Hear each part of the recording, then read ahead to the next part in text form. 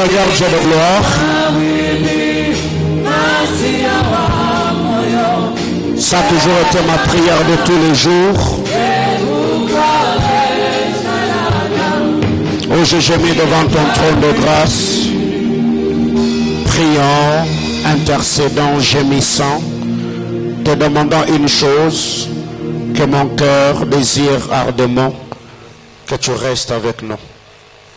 Parle-nous ce matin, bénis ceux qui sont dans cet auditoire, bénis ceux qui sont en route, bénis ceux qui vont nous suivre sur les réseaux sociaux.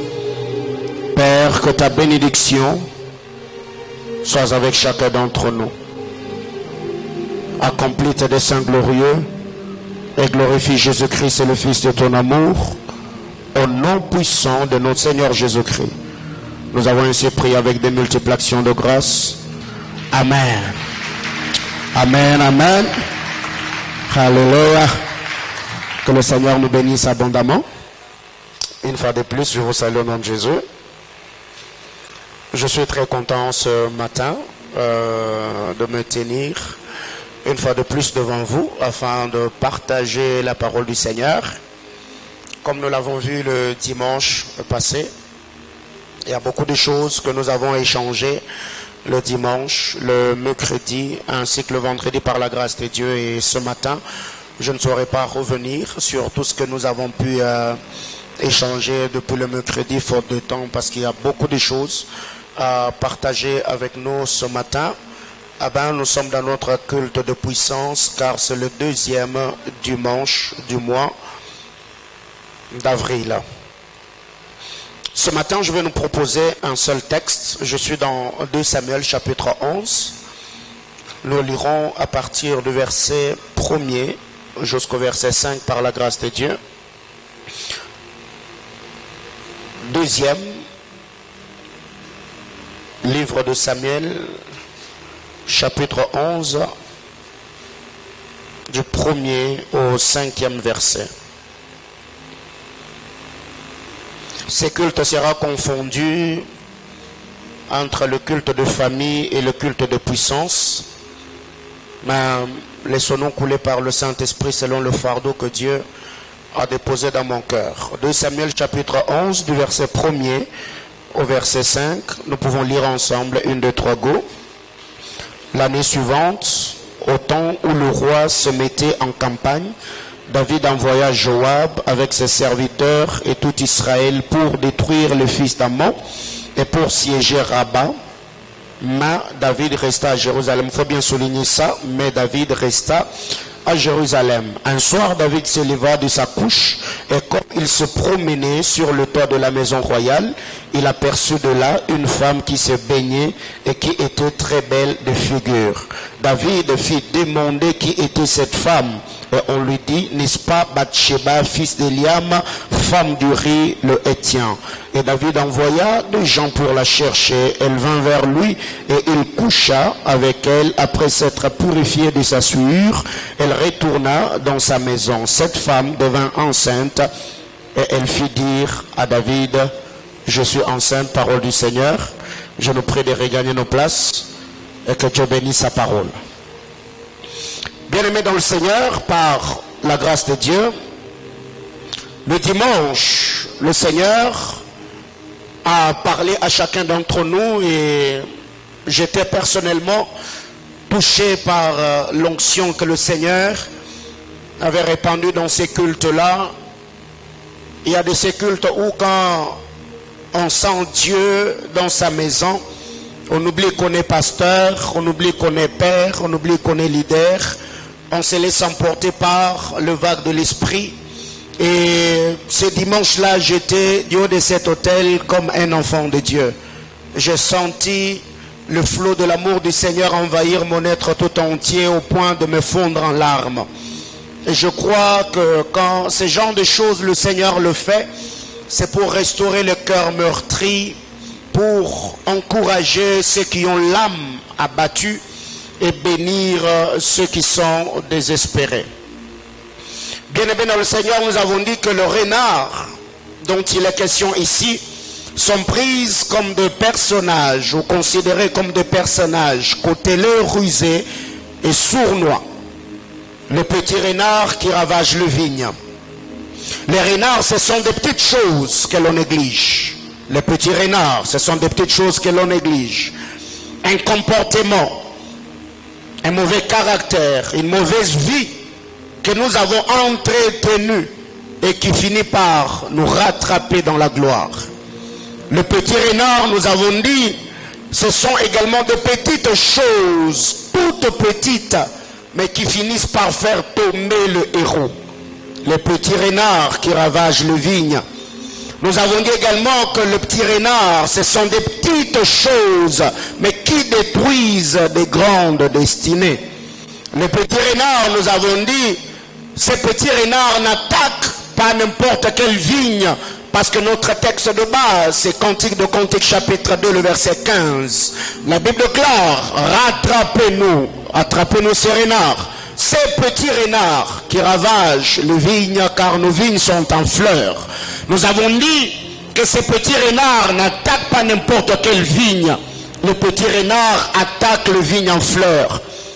Le carrière brillant, les destinées émergentes et florissantes, les onctions fraîches, ceux qui sont enrôlés dans l'armée de Dieu. Et je ne parle pas seulement de ceux qui ont l'appel au ministère de la parole, dans n'importe quel domaine, dans n'importe quelle discipline. Quiconque a une grâce particulière, il est guetté par le petit renard.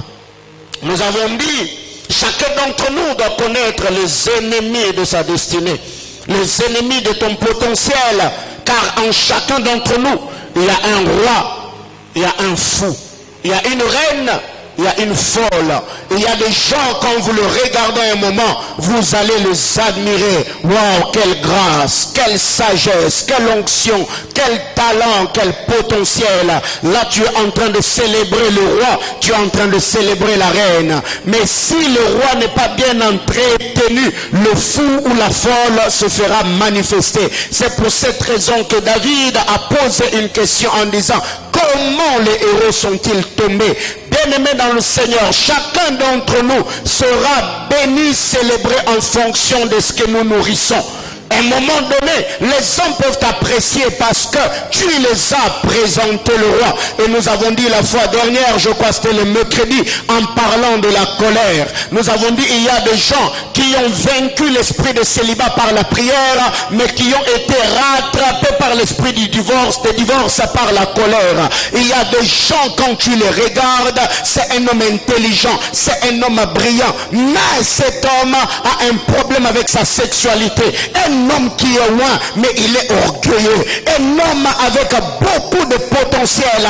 Un homme courageux, mais il a une mauvaise gestion financière. Bien-aimé dans le Seigneur, en toi, il y a ces deux personnages. Il y a un roi qui est caché, il y a un fou qui est caché. C'est le côté où la personne que tu entretiens le plus qui sera vue des hommes. Et très généralement, quand on est au bas de l'échelle, il y a beaucoup de nos défauts et de nos erreurs ou de défauts caractériels qui ne sont pas vus des hommes. Mais c'est quand Dieu nous élève, c'est quand Dieu nous place au sommet de l'échelle que même de petits défauts, de toutes petites choses peuvent être vues. Bien-aimés frères, les choses que tu négliges aujourd'hui, les reproches qu'on t'a toujours fait, des conseils qu'on t'a toujours donné, tu dois prendre cela au sérieux, car dans la gloire ça peut te rattraper, et je crois que le fracas ou ta chute sera connu de tous. Bien-aimés frères, qu'est-ce qui est dit ici? Nous avons dit que Satan est caractérisé par une chose, la patience. Luc chapitre 4, le verset 13. Après avoir tenté Jésus de toutes ces manières, la Bible déclare, Satan se retira attendant les moments favorables. Chacun d'entre nous aujourd'hui, tu peux être fort dans la prière. Tu pries, tu jeûnes, tu es un homme discipliné. Eh bien, mettre de côté les principes qui ont fait ta force hier, bien-aimé dans le Seigneur, tu es en train de t'exposer au désastre. Il y a beaucoup de gens, quand ils ont commencé la vie chrétienne, c'était des hommes disciplinés, parce que les responsabilités sont venues, parce parce que la bénédiction est venue, parce que la gloire est venue, ces hommes n'ont plus le temps de prier, ils n'ont plus le temps d'adorer, ils n'ont plus le temps d'entretenir la communion avec le Seigneur dans la lecture de la parole, et le diable commence à profiter. Le diable les a détruits. Et ici, le diable a laissé Jésus. Il a guéri le malade, il a chassé des démons, il a ressuscité des morts, il a purifié les lépreux. Mais Satan, dans sa patience, il a attendu le moment favorable. Bien-aimés frères, nous avons dit beaucoup de choses. Et le mercredi, nous avons dit que la colère de Moïse était une colère héréditaire. En lisant la parole de Dieu dans Genèse, après que Sichem, fils de Hamor, ait enlevé Dina, la Bible déclare, Sichem et Hamor, son père, ils sont allés voir Jacob. Il a reconnu que ce qu'il avait fait n'était pas bon. Jacob les a demandé de se faire circoncire. Ils se sont pliés à ce que le père Jacob avait demandé. Mais quand Siméon et Lévi sont revenus de champ, la Bible déclare, ils prirent leur épée. Ils allèrent, tuèrent Sichem, son père, toute sa famille et les gens de cette ville-là. Ce qu'ils ont fait, Jacob n'a rien dit. Jacob a attendu au moment de la bénédiction, Genèse 49.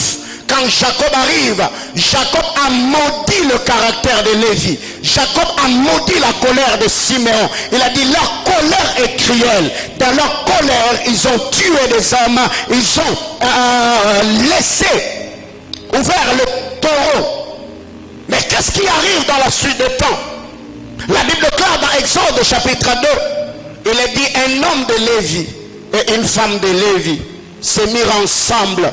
Un homme qui était sorti d'un homme colérique, une femme qui était sortie d'un homme colérique, ils se sont mariés et ils ont mis au monde un garçon qui s'appelait Moïse, un intercesseur de taille. Moïse pouvait prier, amener Dieu à changer d'avis. Il pouvait apaiser la colère de Dieu. Exode 32. Dieu voulait tuer Israël. Et Moïse, par la prière, il a dit à Dieu, plaise à toi de ne pas faire cela, car les Égyptiens apprendront que tu les as tués, ils se moqueront de toi. Et cela était à l'avantage de Moïse, car Dieu lui a dit, si j'ai tué Israël, toi Moïse, je ferai de toi une grande nation. Moïse a prié, il a intercédé devant le trône de grâce. Et Dieu se repentit du mal qu'il voulait faire à son peuple. Et quand Moïse descend au bas de la montagne avec le table de pierre, il a vu Israël qui était en train d'idolâtrer. Lui qui venait d'apaiser la colère de Dieu, il n'a pas pu apaiser sa propre colère. La Bible déclare, sa colère s'enflamma. Il a pris les tables taillées par Dieu, le table sur qui Dieu avait posé son écriture. Il a brisé au bas de la montagne. Bien-aimés frères, il y a des gens aujourd'hui, tu as jeûné, tu as prié pour que Dieu te donne un travail. Tu as jeûné, tu as prié pour que Dieu te donne l'onction. Tu as jeûné, tu as prié et la grâce du Seigneur est venue. On t'a promis quelque part, mais par la colère, tu peux détruire et désorienter ta destinée. Combien des hommes ont insulté leurs femmes sous l'effet de la colère? Combien d'hommes ont levé la main sur leurs femmes sous l'effet de la colère? Combien de femmes ont libéré certaines paroles sous l'effet de la colère et ça détruit leur foyer? Bien-aimés, il faut faire très attention. Mais en lisant la parole de Dieu de Samuel chapitre 11, ah, je sens l'amour de Dieu ce matin. De Samuel chapitre 11, du verset 1er au verset 5, la Bible déclare, c'est le temps où le roi allait en guerre, c'est le temps où le roi se mettait en campagne. David, au lieu d'aller en guerre, David a envoyé Joab, il a envoyé ses serviteurs, il a envoyé tout Israël. Et David, lui, est resté à Jérusalem. Pourquoi il est resté à Jérusalem? Parce que David avait besoin de repos. Pourquoi il est resté à Jérusalem? Parce qu'il avait besoin de se détendre. Pourquoi il est resté à Jérusalem? Parce qu'il avait besoin de se changer des idées. Pourquoi il est resté à Jérusalem? Sûrement peut-être parce qu'il était fatigué. Pourquoi il était resté à Jérusalem? Parce qu'il avait la paix de tous côtés. Et c'est là que la Bible déclare, Au moment où le roi se mettait en campagne, David, lui, a pris la résolution de rester à Jérusalem. Il est resté dans son confort alors que les autres exposaient leur vie à la guerre. Bien-aimés dans le Seigneur, chacun d'entre nous a besoin de se changer des idées. Chacun d'entre nous à un moment besoin de se reposer. Chacun d'entre nous a besoin un moment de se défouler. Mais nous devons nous reposer sainement. Nous devons avoir le repos sain. Bien-aimé frère, tu as besoin de repos. Ne va pas sur Internet pour te divertir. Ne va pas sur Facebook pour te changer des idées. Connecte-toi parce que tu as des choses à faire. Ne te connecte pas parce que tu manques à faire. Très généralement, des gens qui tombent en regardant des films érotiques, ce sont des personnes qui se connectent, ne sachant pas ce qu'ils vont faire, ce qu'ils vont chercher. Bien-aimés dans le Seigneur, combien de gens aujourd'hui sont tombés sous les charmes d'Abishag la Sunamite, comme nous l'avons dit dimanche passé, parce qu'il manque à faire. La Bible déclare David dans sa vieillesse, les serviteurs de David lui ont donné une fille qui était belle, qui était vierge. Et cette fille s'est couchée dans le sein de David pour le réchauffer. Abishag la Sunamite, c'est le type de femme, le type d'homme, le type de personne ou le type d'esprit qui nous tient compagnie dans notre faiblesse, dans notre vieillesse. Et c'est là que quelqu'un qui était un homme fort, un homme plein de discipline, un homme charismatique, un homme de principe, peut ouvrir une porte. Pourquoi? Parce que c'est dans la vieillesse, le temps du repos, le temps de la faiblesse. David est resté à Jérusalem. Bien-aimés frères, il faut avoir le repos sain.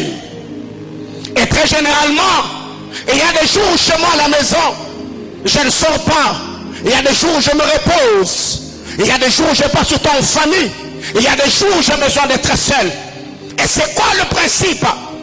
Quand j'ai besoin du repos, je me repose sainement. Je me détends sainement. Et comment je le fais? Si je ne suis pas à la télé, si je ne suis peut-être pas des documentaires, je suis dans ma chambre de prière. Je ne suis pas en train de prier. Mais il y a une douce musique, des mélodies inspirées, avec lesquelles j'ai toujours eu le temps de prier, qui sont en train de jouer. Ça maintient mon esprit dans la présence de Dieu. Comment tu arrives à te détendre? Quand tu as besoin du repos, qu'est-ce que tu fais? Ici, David est resté à Jérusalem parce qu'il avait besoin du repos. Et cela nous est prouvé au verset 2. Un soir, David se leva de sa couche. Il venait de se réveiller de son sommeil alors qu'il était en train de se promener. C'est là que David a aperçu une femme qu'on appelle Bathsheba. Bathsheba était en train de se baigner. La Bible déclare, elle était belle de figure. Ce que j'aime dans cette histoire, la Bible dit Bathsheba était belle de figure, pas belle de caractère. Bien-aimé dans le Seigneur, il a été dit, tout ce qui brille n'est pas de l'or. Tu peux voir un homme, il est très beau, mais c'est un cadeau empoisonné. Tu peux voir une femme, elle est belle, elle a une belle silhouette, elle parle un bon français, elle est bien parfumée, mais fais très attention. Quand vous lisez la parole de Dieu, nous l'avons dit, le roi a envoyé des hommes vers Élisée. Et quand ces hommes étaient en train de marcher, Élisée a dit à ses serviteurs, à telle heure, il y aura des hommes qui vont venir. Mais ils ne sont pas seuls. J'entends les pas de leur maître derrière eux. C'est que les hommes ordinaires ou les hommes naturels pouvaient voir des envoyés du roi qui venaient vers Élisée. Mais Élisée, dans sa perception prophétique, il a vu le pas du roi qui voulait à sa vie derrière le pas de ceux qui venaient. C'est là, nous est prouvé dans les Rois chapitre 7. La Bible déclare, alors que les lépreux étaient en train de marcher, Dieu faisait entendre dans le camp de Syria le bruit de chars et de chevaux. Bathsheba, elle est belle de figure, mais elle n'est pas belle de caractère. Quelles sont les Bathsheba? Ce sont des femmes qui ne savent pas dire non aux hommes élevés. Et il y a des femmes comme ça, elles ne savent pas dire non aux hommes élevés, aux hommes qui ont la notoriété, qui ont de l'influence. Ils ne savent pas dire non aux hommes qui ont l'onction. Ils ne savent pas dire non aux hommes influents. Et il y a des femmes comme cela aussi, comme de Delilah. Delilah ne tombe pas avec le reste du peuple, non. Delilah, elle a un esprit qui cible que les leaders. Il y a des hommes comme cela. Dans la vie, elle ne peut pas apprécier des soeurs qui sont dans la foule, non. C'est toujours des jeunes filles qui ont l'onction, celles qui ont la grâce de Dieu, des filles qui ont un esprit entrepreneurial, des filles qui se battent pour gagner leur vie. C'est un esprit de destruction. David est resté à Jérusalem et pendant son repos, David a vu Bathsheba. Bien-aimés frères, pendant que tu te reposes, qu'est-ce que le diable te propose? Pendant que tu te reposes, qu'est-ce que le diable te propose? Est-ce que tu te reposes sainement? Est-ce que tu as de repos sain? Combien de gens aujourd'hui, excusez-moi le terme, sont tombés dans la pornographie? La pornographie a attiré la masturbation a attiré l'impudicité a attiré des infections, les infections ont attiré je ne sais quoi. Et ça a commencé faiblement, mais parce que la chose n'avait pas été bien gérée, ça a engendré d'autres choses. Bathsheba, fils d'Eliam, femme d'Uri. David envoya les gens le chercher. David, qu'est-ce qui ne va pas avec toi? Bien-aimé dans le Seigneur, eh bien, il faut faire très attention quand tu es dans la gloire. Vous savez, quand David était dans la brousse, David était concentré sur la harpe. David était concentré sur le petit troupeau de son père. Après avoir eu l'expérience du lion et de l'ours, je crois que ces jeunes garçons avaient peut-être la phobie ou la psychose. Ils se disaient, je ne sais pas quand est-ce que je serai encore attaqué. Je ne sais pas quand est-ce que le lion ou la rousse va se pointer. Peut-être demain ça sera le guépard. Peut-être ça sera, je ne sais pas encore quelle bête féroce qui voudra m'attaquer. Mais quand David va au palais il n'y a pas de lion. Au palais il n'y a pas de source. Au palais il y a de belles femmes comme Bathsheba. Bien-aimé dans le Seigneur, fais très attention quand Dieu te place au sommet de l'échelle. Fais très attention quand Dieu te lève. Il y a des femmes, quand tu es pauvre ou chômeur, ils ne peuvent pas t'aimer, ils ne peuvent même pas te regarder. Il y a des femmes, quand tu n'as pas l'onction, ils ne peuvent pas t'approcher. Mais ces genres d'esprit ne s'élèvent que quand Dieu nous élève. Il faut faire très attention parce que Joseph n'est pas entré dans la maison de Potiphar. Quand Potiphar l'a élevé, la Bible déclare Joseph a travaillé dans la maison de son maître. C'est après que Potiphar a élevé Joseph. La Bible déclare et la femme de son maître la remarqua. Bien-aimés frères, il y a des hommes qui sont inapparats, comme on le dit à Kinshasa, parce qu'ils n'ont rien. C'est les jours que Dieu te lève, les jours qu'une grâce particulière se manifeste dans ta vie, que les yeux de certaines femmes, que les yeux de certains hommes vont s'ouvrir pour te voir. Waouh, tu es beau. Mais qu'est-ce que tu dois faire, bien-aimé dans le Seigneur? Si tu veux préserver le futur, regarde le passé et tu vas bien conserver ce qui est dans le présent. Ouais, regarde ce que tu es autrefois. Regarde tes anciennes photos. Et maintenant, regarde cette femme-là. Est-ce que cet homme-là, l'homme que tu étais hier, est-ce que cette femme-là pouvait tomber amoureuse de cet homme-là? Cette femme-là d'hier, est-ce qu'elle pouvait dégager le charme pour séduire le type d'homme qui te court derrière aujourd'hui? Tu te rendras compte que tu n'as pas droit à l'erreur. Par moment, on pense qu'on est super homme. Quand des gens te disent tu es belle, tu es intelligent, tu es stylé, tu penses que tu es stylé. Bien aimé frère, il y a des gens qu'on n'approche pas. Et comme je le dis, il y a deux choses à laquelle je veille dans ma vie. C'est mon salut et mon onction. Ma famille, je protège ma famille, je veille sur ma famille, je prie pour ma famille, je prends soin de ma famille, je prends soin de mes fils et mes filles. Mais ici, je parle de ma vie en tant qu'individu. Pas en tant que leader, pas en tant que père de famille, pas en tant qu'époux. Non, je parle de ma vie d'enfant de Dieu. Je vais sur mon salut, je vais sur mon onction. Bien-aimés frères, Bathsheba, après avoir fait cela, la Bible déclare, elle devint enceinte. Ce n'était qu'un plaisir. Mais David ne savait pas que Bathsheba était dans une période de fertilité. Bathsheba, comment est-ce que tu as pu garder une telle chose? Bien-aimé frère, j'aime encore l'esprit de la femme de Manoah que la femme d'Adam. je préfère encore la femme de Manoach que la femme d'Uri. Bien-aimés frères, quand la femme de Manoach reçoit une prophétie, elle est allée partager avec son mari en disant, chérie, il y a un homme de Dieu qui m'est apparu. Il m'a dit telle et telle autre chose de la part de Dieu. Mais la femme d'Adam, même quand Adam a dit à sa femme que Dieu nous a dit que cet arbre-là, on ne va pas toucher. La Bible déclare, quand le serpent est venu parler à Ève, sans consulter son mari, elle a touché à l'arbre défendu, elle a mangé et elle a fait aussi manger à son mari qui est à ses côtés. Bien-aimés frères, si déjà ces choses, tu arrives à prendre certaines décisions sans pourtant peser les conséquences ou les pour ou les contre des personnes qui sont autour de toi, ce n'est pas seulement ta destinée que tu es en train de mettre en insécurité. Il y a plusieurs vies, plusieurs destinées que tu es en train d'exposer. Après avoir connu David, Bathsheba a gardé cette histoire. Elle a exposé son mari à la mort. Depuis un temps, il y a des articles sur le net. Un homme de Dieu n'est pas là seulement pour parler du royaume des cieux, car un père de l'église a dit, si l'église ne s'intéresse pas à la société s'intéressera à l'église.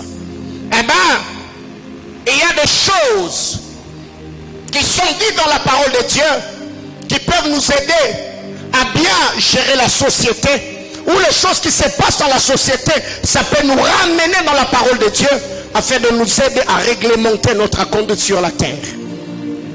Vous avez tous été informés de cette histoire qui s'est passée aux Oscars entre l'acteur américain Will Smith et les comédiens. Qu'est-ce qui arrive? La blague était déplacée, ça je reconnais.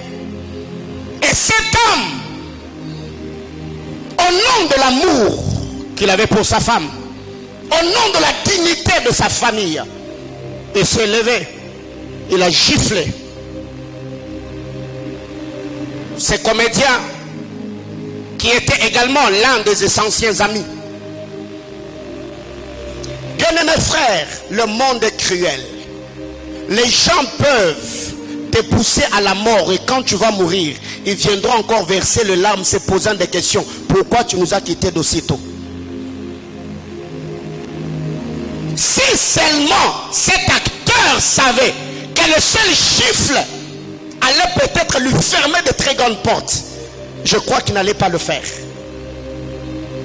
Beaucoup de films, de projets qui étaient en cours suspendus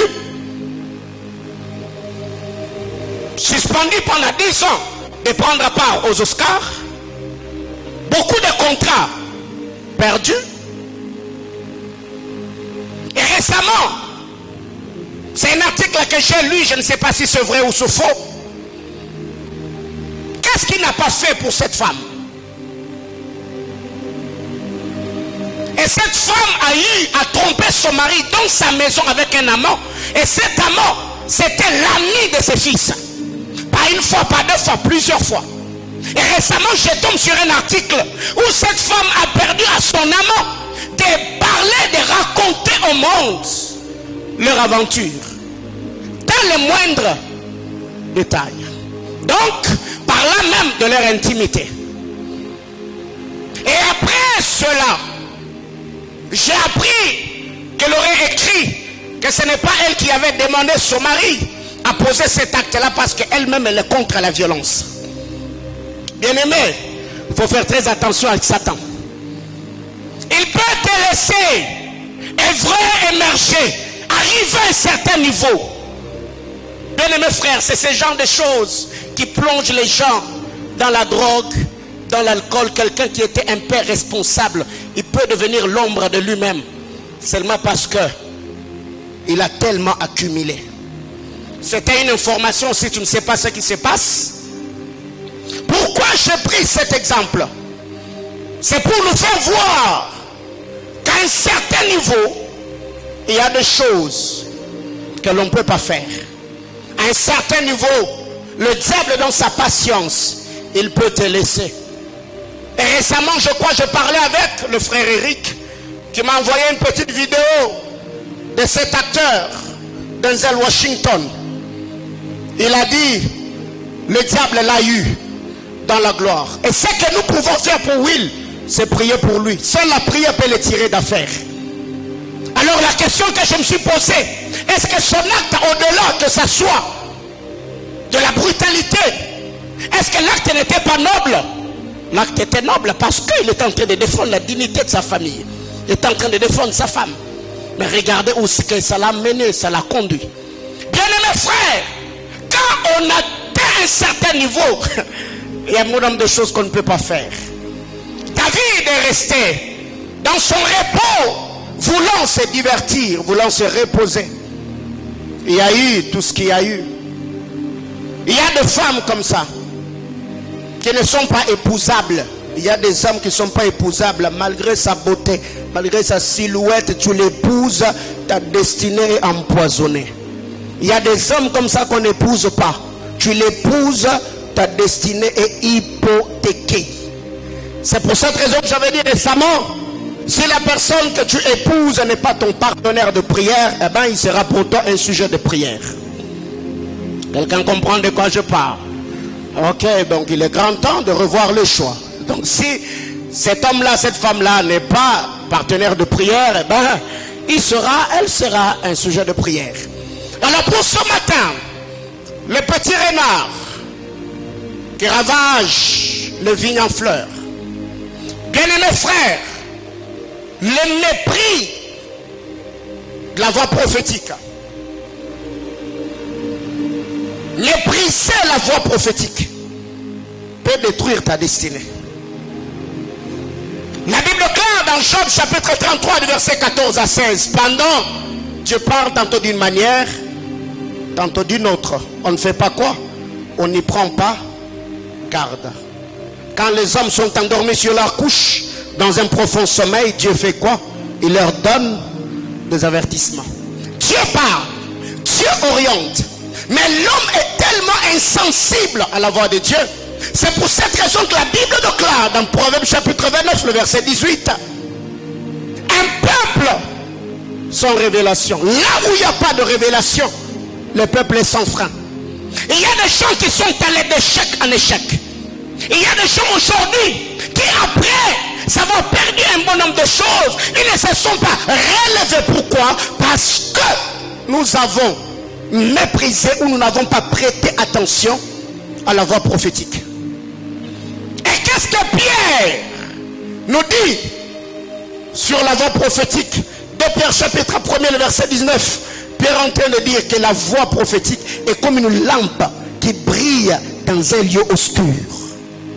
Là où il y a l'obscurité, la voix prophétique vient comme une lampe. Ça nous fait sortir du tâtonnement. Ça peut briser le cercle vicieux. Ça peut te donner du tonus et donner de la force à ce que tu fais ou entreprends. Bien-aimé dans le Seigneur, là où il n'y a pas de révélation, le peuple est sans frein. Alors par moment, quand je vois des gens célébrer la chute des prophètes, quand je vois des gens dénigrer le ministère prophétique, quand je vois des gens attaquer les grâces prophétiques, je me dis ça c'est l'œuvre du diable. Je ne suis pas en train de le dire parce que je suis prophète loin de là, mais vous devez savoir que Dieu, tout depuis Genèse, Apocalypse, parmi les choses que Dieu sait faire, c'est parler. Au commencement, Dieu dit. Alors, combien de gens aujourd'hui se sont retrouvés, restaurés seulement parce que Dieu a parlé? Et quand vous lisez la parole de Dieu, dans 1 Chronique chapitre 21, le verset 9, même David le roi, à ses côtés il y avait un homme qu'on appelle Gad le prophète. Gad était le voyant de David. 1 Chronique 21, le verset 9. Ah, j'aime la parole de Dieu, car tout ce qui est écrit a été bien pour notre instruction.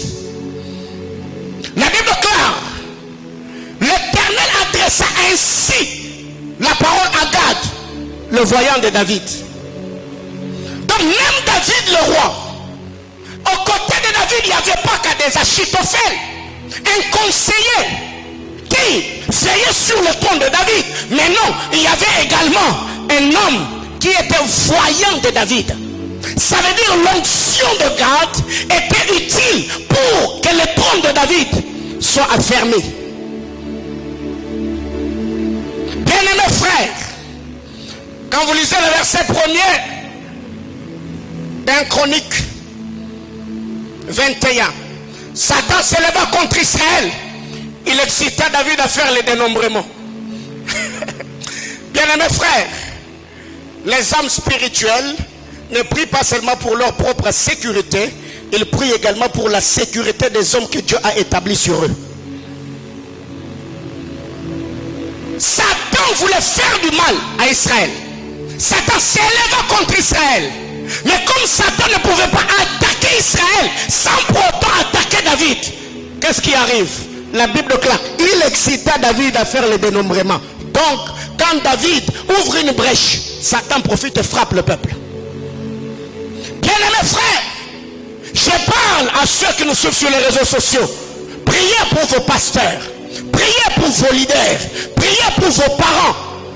Car il y a des choses qui ne peuvent pas t'arriver aussi longtemps que la personne a placé sur toi vit dans l'intégrité, vit dans la crainte de Dieu, marche dans la consécration. Même le trône de Saül était affermé par l'intercession de Samuel.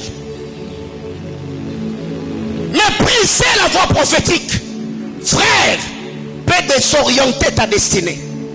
Et là, je ne suis pas en train de dire on doit gober tout ce que les prophètes disent. Non, la Bible clare. Ne méprisez pas les prophéties, mais par-dessus tout faites quoi? Examinez, discernez. À la lumière de la parole de Dieu, par le Saint-Esprit.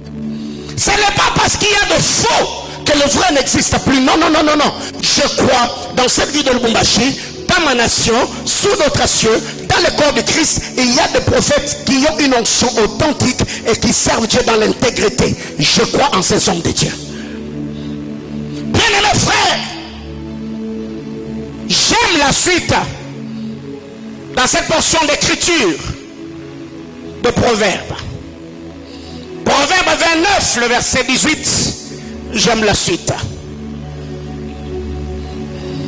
La Bible clare, quand il n'y a pas de révélation, le peuple est sans frein. Heureux s'ils observent la loi. Donc quand il n'y a pas de révélation, frère, tu es foutu. Ce qui peut te tirer d'affaire, c'est l'observation de la loi de Dieu.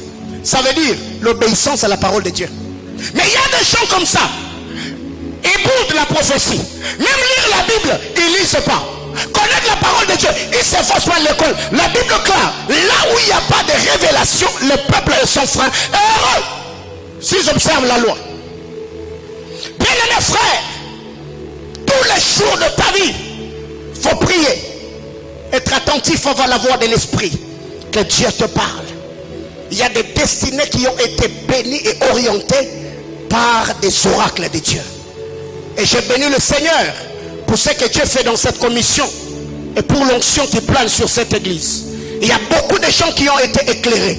Il y a beaucoup de gens qui ont été visités parce qu'il y a une parole prophétique qu'on a libérée sur sa vie. Bien-aimés frères, il faut aimer la prophétie.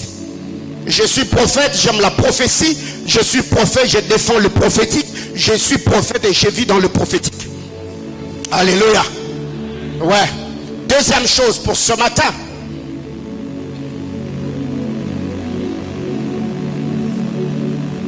Les réclamations spirituelles.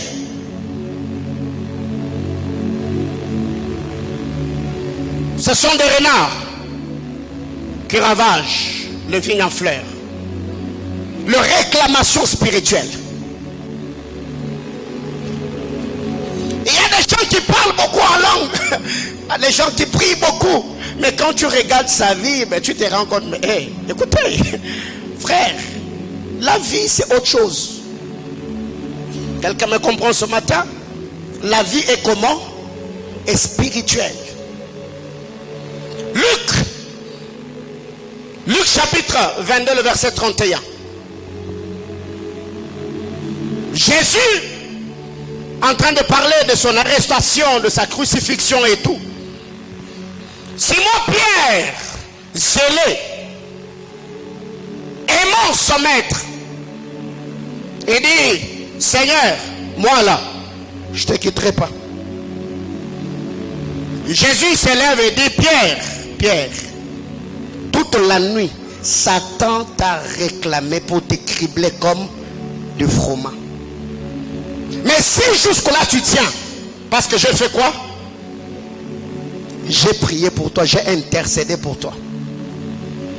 Bien-aimés frères, il y a des gens aujourd'hui qui ont commis certains scandales parce que Satan les a réclamés, Satan les a récupérés. Et il y a beaucoup de gens, quand vous regardez les Sédomites, c'est les descendants de Saül. Et Saül était né roux. Et il a vendu le droit de naissance pour un plat de lentilles roux. Il y a des gens qui sont réclamés. Comment expliquer que toi tu es jeune fille, mais derrière toi il n'y a que des hommes mariés qui te font la cour? C'est anormal. Il y a des gens, quand vous regardez leur vie, vous vous rendez compte, leur vie est une succession de plusieurs vies de personnes qui ont vécu avant lui ou avant elle. Où tu regardes, ta vie ressemble à ta grande soeur, ta vie ressemble à ton grand frère, ta vie ressemble à la vie de tes parents. Mais la différence, c'est que vous vivez les mêmes choses, mais sous plusieurs angles ou plusieurs formes. Combien de gens aujourd'hui se sont retrouvés divorcés parce qu'il y a l'esprit de divorce de la famille qui les a réclamés? Combien de gens ont été licenciés du boulot parce que l'esprit de chômage dans la famille le réclame? Et qu'est-ce qui peut arrêter cette hémorragie? C'est la prière d'une autorité spirituelle que Dieu a établie sur ta vie. Bien-aimés frères, battez-vous autant que vous pouvez. Respectez les sommes que Dieu a placées. Tu es ouvrier, sur toi il y a un berger. Honore cet homme. Ta vie est soumise à sa destinée. Quand Dieu te place au pied d'un homme, dis-toi que tout ce qui contribue à la vie et à la piété, pour ta vie et ta destinée, Dieu l'a placé dans la bouche de cet homme-là. Il faut qu'il parle pour que ta vie brille de la plus belle manière. Mais chose étonnante, je vois maintenant des gens qui s'asseyent et critiquent leur pasteur. Je vois des gens qui s'asseyent et parlent à la main de leur pasteur. Je vois des gens qui s'asseyent et en train de critiquer les hommes de Dieu. Oh, lui a fait ceci, lui a fait cela. Bien aimé, ça c'est un piège. Dieu a un plan pour chacun d'entre nous. Mais Satan peut vouloir maudire toute une génération en amenant un homme de Dieu dans des choses qui ne bénissent plus, qui n'édifient plus l'église. Et quand vous vous attaquez à son onction, quand vous vous attaquez à sa personne, comme il était un roi, et le diable vous soumet sous une malédiction.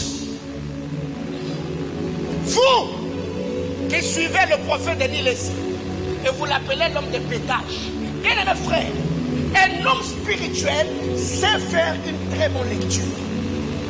Peut-être vous ne le connaissez pas. Nous qui avons passé notre jeunesse à Kinshasa, cet homme remplissait de stades. Dieu l'a utilisé d'une certaine manière. Mais aujourd'hui, je vois comment les gens prennent cet homme que Dieu a oint comme un instrument de moquerie. Bien-aimés frères, le diable peut vouloir toucher à l'onction d'une génération. Et le diable place un homme. Quand vous n'avez pas une très bonne lecture, pour ma petite expérience, beaucoup de ces vidéos, je les suis. Ça c'est moi. Et comment on se permet, on blague, on raconte, et fait ceci, il a dit ceci. Oui, il a dit ceci. Mais David, Saül était aussi un ex-roi. Qu'est-ce que David a dit? Je ne porterai pas ma main sur l'oint de l'Éternel. Pourquoi? Parce qu'un jour, lui de l'esprit était sur sa vie. Bien mes frères, et vous allez vous rendre compte, dans le monde spirituel, le péché de ton père que tu exposes, c'est ce que tu hérites. Vous allez vous rendre compte que beaucoup de rois qui ont exposé le péché de leur père, ils ont fini par commettre les mêmes choses qu'ils reprochaient à leur père. Alors que quand ils deviennent pères, c'est dans la loi de l'héritage. Alors bien faire. N'entrez pas dans ce genre de choses. Chers frères de l'église Manaïm, n'entrez pas dans ces choses. Je suis votre pasteur et je connais ce que c'est la loi de l'honneur. Alors qu'est-ce qui arrive? On se met à insulter, on les traite de tous les noms. Et lui, il fait sa vie. Parce que la connotation que ça prend aujourd'hui, on est devenu influenceur, n'est-ce pas? Oui. Alors, cette influence-là, on t'influence positivement ou négativement? Et je vois des gens, on l'appelle aujourd'hui, c'est venu mon épouse, l'homme de village.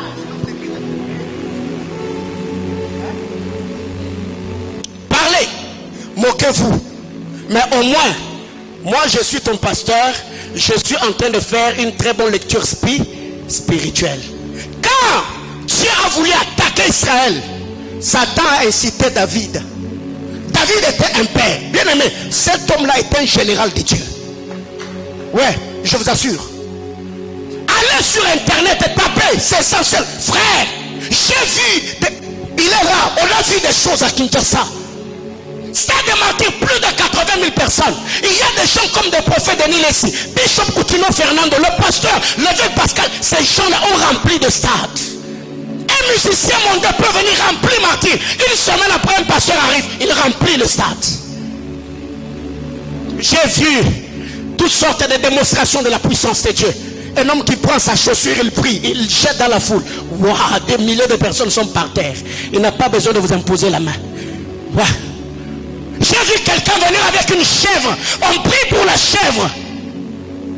Parlant du chèvre d'Azazel, il a mis les mains. Partout la chèvre a passé. Les gens étaient par terre, projetés par la puissance de Dieu. Et aujourd'hui, comme nous n'avons pas une bonne lecture spirituelle, on s'attaque à un tel homme parce qu'il est dans d'autres choses. Frère, vous devez faire très attention. Mon onction là, elle est précieuse pour être essuyée par les paroles de ma bouche. Jamais, je n'entrerai pas dans telle bêtise. Alors qu'est-ce qui arrive? Réclamation spirituelle. Pierre, ce n'est pas pendant une heure, pendant deux. Non. Jésus dit ceci, toute la nuit, Satan t'a réclamé. Frère, le jour que le diable voula détruire ta vie, il créera des problèmes entre toi et ton ange intercesseur. Il y a des gens aujourd'hui qui bénéficient de certaines choses parce qu'il y a des hommes qui gémissent devant le trône de Dieu. Pas parce que tu es intelligent, pas parce que tu es capable, pas parce que tu es courageux. Certaines opportunités qui s'ouvrent dans ta vie parce qu'il y a un homme qui est devant le trône de Dieu. Seigneur, souviens-toi. Seigneur, fais-le. Bien-aimé frère, je me souviens dans ma vie. Hier, je crois si les frères, j'étais jusqu'à minuit. Trésor, je parlais avec toi jusqu'à quelle heure? Jusqu'à minuit, j'étais debout dans ma chambre de prière et il y avait la musique qui était en train de jouer. J'ai préparé ce culte jusqu'à 1h. À 5h du matin, j'étais debout en train de prier. Et quand tu vois Dieu bénir ta semaine, tu dis, oh non, frère, il faut être humble.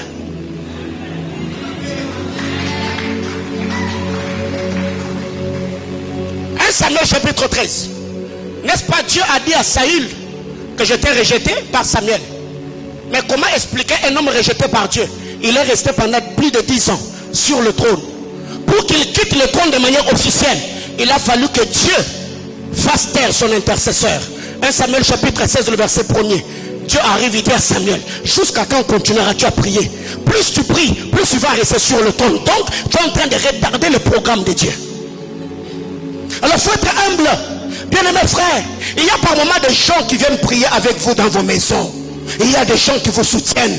Il y a des hommes de Dieu. Il y a les parents. Il y a des amis qui prient pour vous. Ne blessez pas le cœur des hommes qui se tiennent devant Dieu en votre faveur. Frère, ça ne vous sera d'aucun avantage. Ça, c'est parmi les choses que j'ai appris de si tôt dans ma vie ministérielle. Alors qu'est-ce qui arrive? Il y a des gens qui s'enorgueillissent. Et moi, c'est parce que moi, je vais faire. Moi, je suis une belle femme. Tu sais combien de belles femmes, voire même des Miss qui sont sur terre, ne sont pas mariées. Alors toi, quand Dieu te fait grâce, tu penses que parce que tu es belle. Frère, il y aura un moment où quand seulement cette grâce-là t'est quittée, Il y a même des make-up, quand tu les mets là, tu sens vraiment que même la peau refuse la poudre. Ta peau là, tes propres lèvres là, quand tu mets le rouge à lèvres, frère, ça refuse. Parce que la grâce n'est plus. Frère, il ne faut pas blaguer avec la grâce de Dieu. Frère, il ne faut pas blaguer avec la grâce de Dieu. Vous savez pourquoi David, quand il s'est mis à prier, il dit, Seigneur, ne me retire pas ton bon esprit. Parce que David avait vécu ce que Saül vivait dans la cour. Il a dit, si Dieu me retire le bon esprit, c'est que c'est le mauvais qui va m'habiter. Alors Seigneur, ne le fais surtout pas. Le bon esprit, la grâce de Dieu, la bonne main de Dieu sur la vie d'un homme. Frère, soyez humble. La réclamation spirituelle. Bien-aimés frères, il y a la réclamation des sang. Le lien de sang, comme la colère de Moïse, ce sont des choses qui sont héréditaires. Ou quand tu regardes ton père, tu te dis, waouh, ma vie là, c'est papa, mais dans l'amélioration. Papa ne respectait pas maman, mais toi aussi tu te rends compte que ta femme, tu la sapes d'une certaine manière. Maman ne respectait pas papa, mais toi aussi dans ton mariage, ça, c'est héréditaire. La colère de Moïse était héréditaire. Bien-aimés frères, ces choses, moi j'ai brisé ça dans mon jeune âge. Mon père était polygame et beaucoup de mes grands frères ont connu ces choses dans leur vie. J'ai dit à Dieu, moi je ne tomberai pas dans ces péchés. J'ai prié, j'ai bâti des hôtels. Frère, le sang réclame. N'est-ce pas, il est dit dans la parole que la vie de l'animal est où? Est dans le sang. Bien aimé frère, le sang qui coule dans tes veines, ce n'est pas ton sang, c'est le sang de quelqu'un. Ouais? Chacun d'entre nous ici porte le sang de quelqu'un. Or, si la vie est dans le sang, il y a même d'autres choses sur le plan caractériel que vous avez hérité des hommes.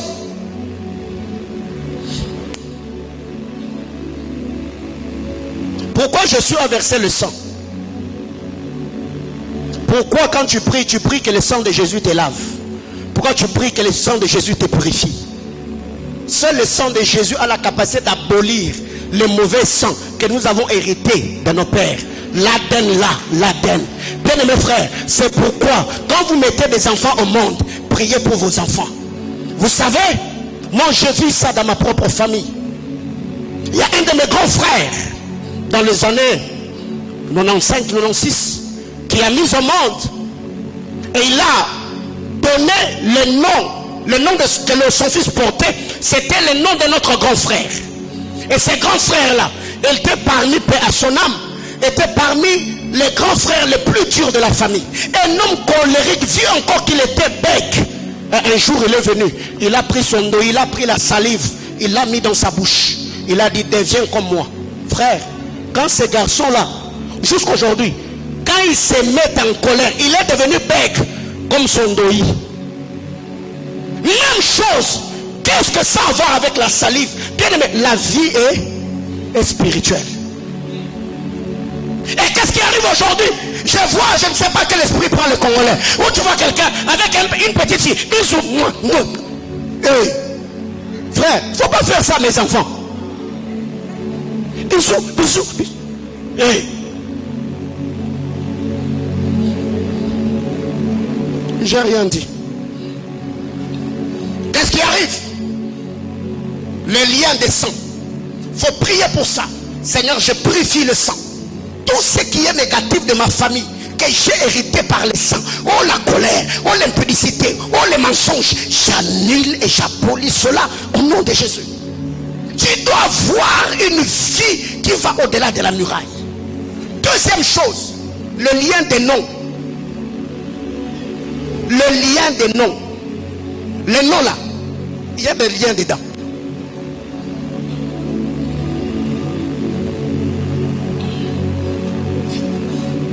Nous avons connu des gens à Kinshasa qui s'appelaient Mampasi. Et quand vous regardez sa vie, c'est pas si Naminyoko.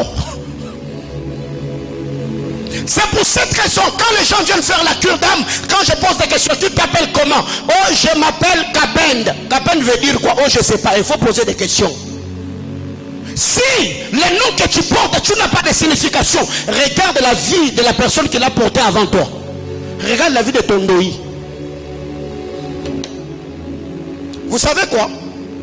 Quand je commence à souffrir Dieu, un jour j'étais en train de prier, j'avais des sérieux problèmes Dieu, et j'ai compris que Mondoï, la personne qui a porté le nom que je porte, le Mbembo que je suis aujourd'hui, il est mort aveugle. Je me suis dit, pourquoi j'ai commencé à souffrir Dieu? J'ai commencé à prier sur ça. Donc si je mets des lunettes aujourd'hui, ce sont des lunettes correctifs. Mais je me dis, il n'y aura pas d'impact dans ma vie. Je ne souffrirai pas de la cécité jusqu'à la fin de mes jours. Bien aimé, il y a aujourd'hui des gens, tu vas donner le nom à quelqu'un, tu ne connais pas ça fait genre. Ça fait genre. Tu regardes ta fille, oh Chloé. Tu sais ce que ça veut dire Chloé. Et quand tu donnes le nom de Chloé, tu fais allusion à qui? Bouchou. Ça veut dire quoi Bouchou?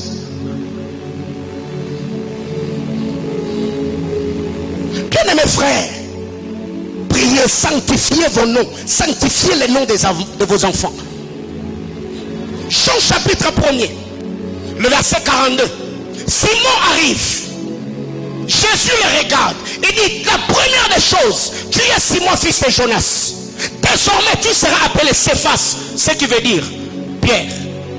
Le nom de Simon a deux sources. Un, Simon veut dire roseau, quelque chose d'instable. Mais aussi Simon, de la racine hébraïque Shimon. Shimon qui veut dire celui qui entend ou écoute des deux côtés. C'est pour cette raison que dans la vie de Simon, un jour il se lève et regarde Jésus. Il dit, tu es le Christ et le Fils de Dieu. Il a entendu d'un seul côté. Quelques minutes après, il dit que cela ne t'arrive pas. Jésus dit, ça c'est le deuxième écoute de Simon. Quand Jésus a dit, arrière de moi Satan. Bien-aimés frères, et vous allez vous rendre compte que Simon, il était un homme instable. Pour que Simon entre dans la dispensation nouvelle, il a fallu que le Saint-Esprit arrive. Le même Shimon qui a régné Jésus devant une femme, après la venue du Saint-Esprit, il s'est tenu devant le Sanhédrin, devant les hommes. Il a dit, hommes frères, jugez vous-même.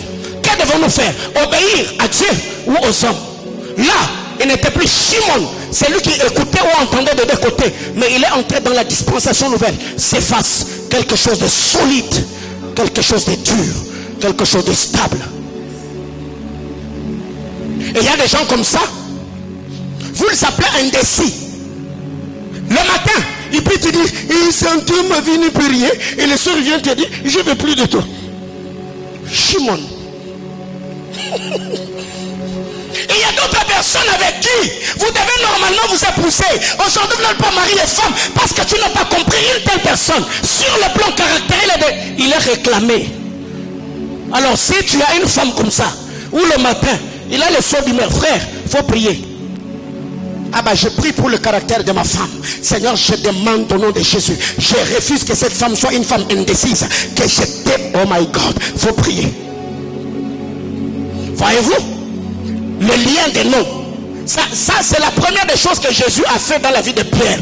Il a changé les noms. Parce que Jésus savait, si je laisse ces gars-là, l'église là, ça sera foutu d'un. Et vous allez vous rendre compte, lui il dit tu es, auprès de qui irions-nous? Et après la mort de Jésus, il va retourner à la pêche. Frère, il y a des gens comme ça instables. Le matin il peut te dire, oh non daddy, non ma vie est attachée à toi. Et le soir, il te fait autre chose. Shimon, instable sur le plan spirituel. Alors de telles personnes, il faut prier pour leur stabilité spirituelle. Seigneur, cet homme, c'est un ami de la destinée que tu m'as donné, mais il est trop capricieux. Je stabilise son esprit, je fixe son esprit, que le diable ne l'emporte pas. Tu pries et Dieu entend la prière, il reste là.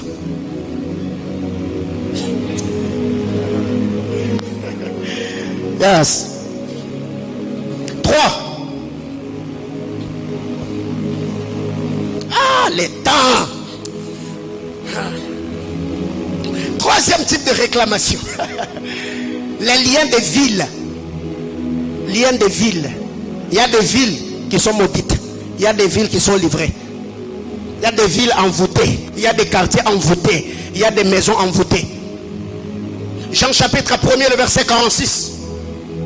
Philippe se tient devant André.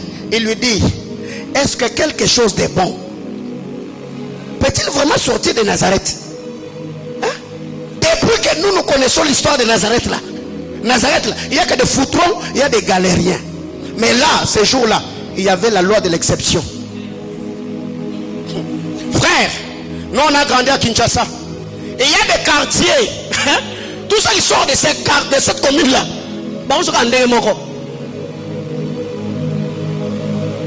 Vous connaissez ce genre de personnes, non? Ouais. Oh, ok, quand tu vas,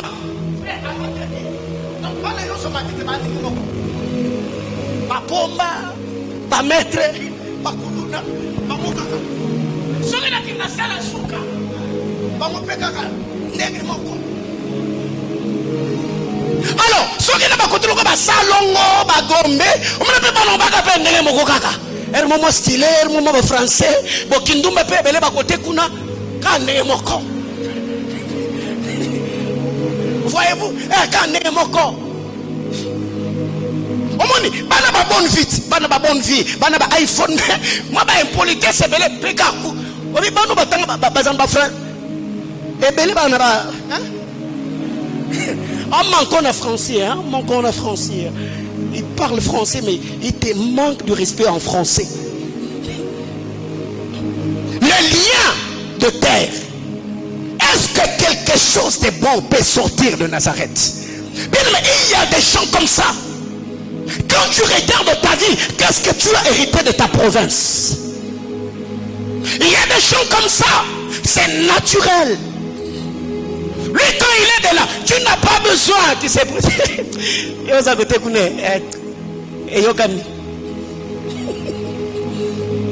ah, moi, je ne vais pas citer des gens ici. Hein.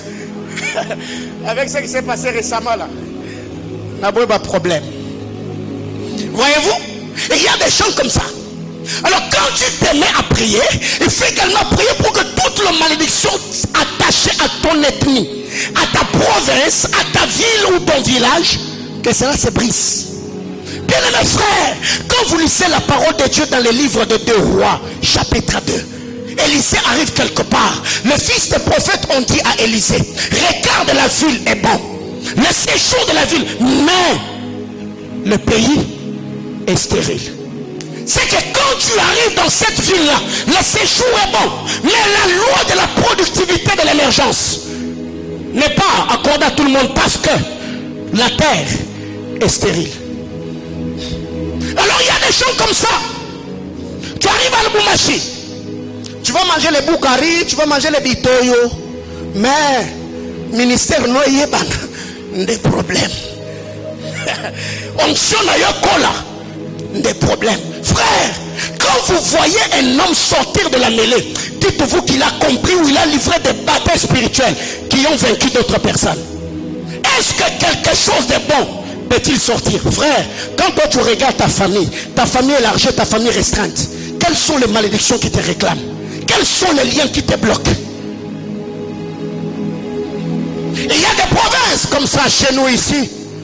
Les gens de tel coin sont reconnus par telle et telle autre chose. Les gens de tel coin. Et vous allez vous rendre compte qu'au Congo, il y a comme un plafond qui est placé quelque part. Que ce soit dans le monde des affaires, que ce soit dans le monde ministériel. Bien aimés frères, c'est comme si un Congolais, quand il arrive quelque part, c'est bloqué. On ne sait plus percer. Combien de Congolais ont un ministère international? Combien sont comptés au bout des doigts? Et quand vous allez partout, le Congolais n'a pas besoin d'être présenté. Frère, forme na arche. Et ça, identité en biseau.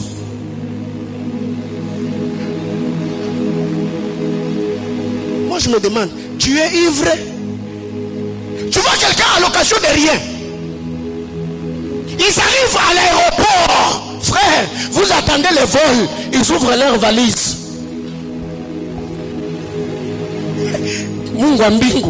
C'est quoi le problème? Quelqu'un te dira, il y a obi mbacho, il y a ring nandal, donc il y a ring nandal. Oui, pièce, il y a ring nandal. Donc ring nandal, ça veut dire, ces pantalons, c'est toute une parcelle abondante. Mais tu sais que si tu vendais ces pantalons-là, tu vas acheter une parcelle. Pourquoi tu n'as pas acheté? Et la vieille, ça rend encore forme. Et la personne qui te dit forme, il a déjà une barbe blanche. Forme. Forme. Héritage on dit que la bande est forme. Voyez? Ça, c'est nous. Congolais. Congolais peut être pauvre, il n'a pas de compte en banque, frère. Mais il a des pièces dans la garde-robe. Ouais. La garde-robe du Congolais est plus riche que son compte en banque. La garde-robe du Congolais est plus équipée que sa bibliothèque. Oui, notre argent est la forme, il vient à mon corps. Et tu entendras déjà dire, Abibundeli, les guerriers, les bagarreurs, Abibundeli, frère, Abibundeli. Il y a une telle personne, tu vas l'épouser. Yaya, il faut prier. Alors, dans quelques minutes, je vais m'arrêter là et on va prier le Seigneur. Et il y a aussi des répercussions familiales. Au-delà des réclamations, il y a des répercussions ou des retombées familiales. Bien-aimés, quand vous allez dans la lignée d'Abraham, premier combat, première retombée, première répercussion, c'est le combat des premiers-nés. Le premier-né dans la lignée d'Abraham, les Bunguturu. Tchijengu pensa. 0 en Swahili, c'est quoi?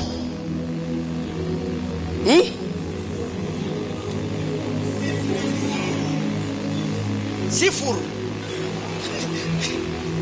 Tu as compris. Retiens ce que tu as entendu. Tu vois? Les premiers-nés, 0. Quand vous allez chez Abraham, qui était le premier-né? Ismaël. La bénédiction est tombée sur qui? Isaac. Quand vous allez chez Isaac, qui était le plus âgé? Ésaü. La bénédiction est tombée sur qui? Jacob. Quand vous allez chez Jacob, qui était l'aîné? Ruben. La bénédiction est tombée sur qui? Joseph. Quand vous allez chez Joseph, qui était l'aîné? Manassé. La bénédiction est tombée sur qui? Ephraïm. Combat des premiers-nés.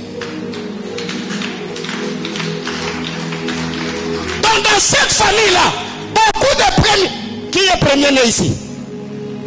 Ah, il ne faut pas que Wanga n'a premier-né. Frère, il faut prier.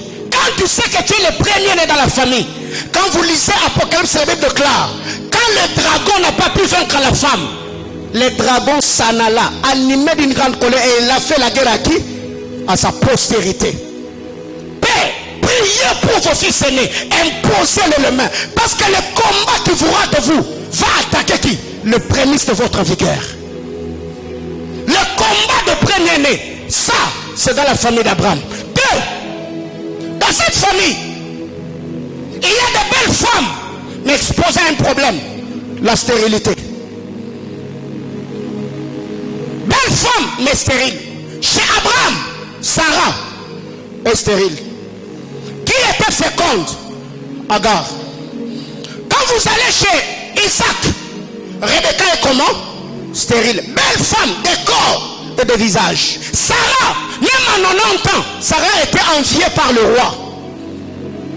Belle femme, mais stérile.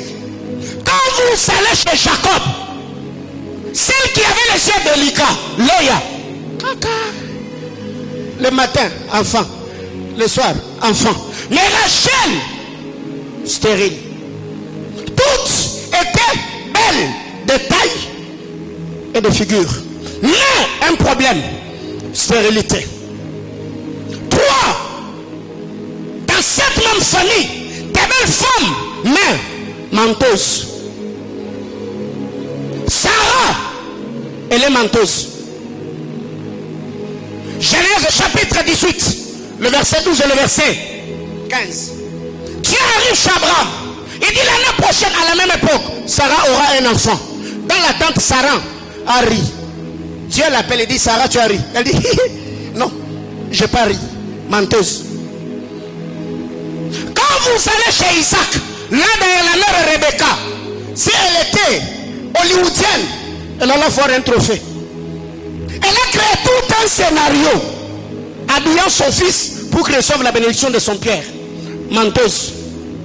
Quand vous allez chez Jacob, Rachel, belle femme, menteuse, mais elle a jeté une dose, elle est encore voleuse.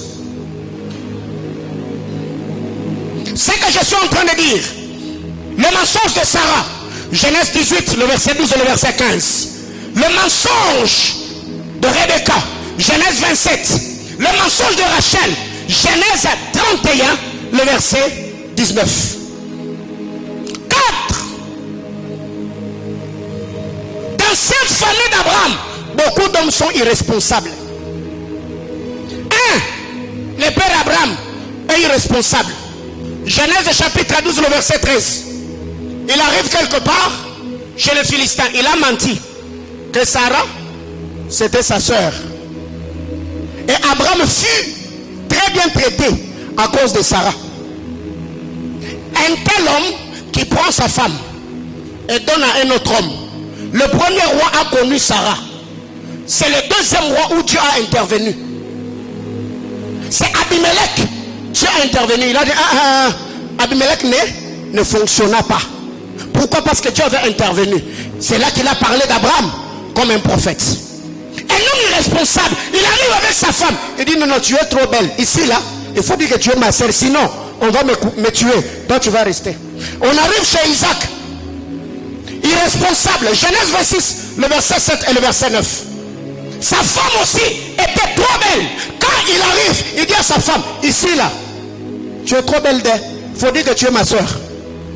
Et c'est à la longue, la Bible clare, Elimelech découvrit que Isaac plaisantait avec Rebecca, sa femme. Il l'appelle et dit, mais mon frère, tu m'as dit c'était ta soeur. Il dit, non, non, je l'avais dit parce qu'elle est trop belle. J'avais peur que vous me tuiez à cause d'elle. Irresponsabilité. Je m'arrête là. 5. Le couple d'Abraham, un couple de moqueurs. Le rire de Sarah, elle a hérité chez Abraham. Genèse 17, le verset 17. Dieu vient, il parle à Abraham. Abraham, la Bible déclare, Abraham rit. Il dit, un homme de 100 ans, est-ce qu'il peut avoir des enfants?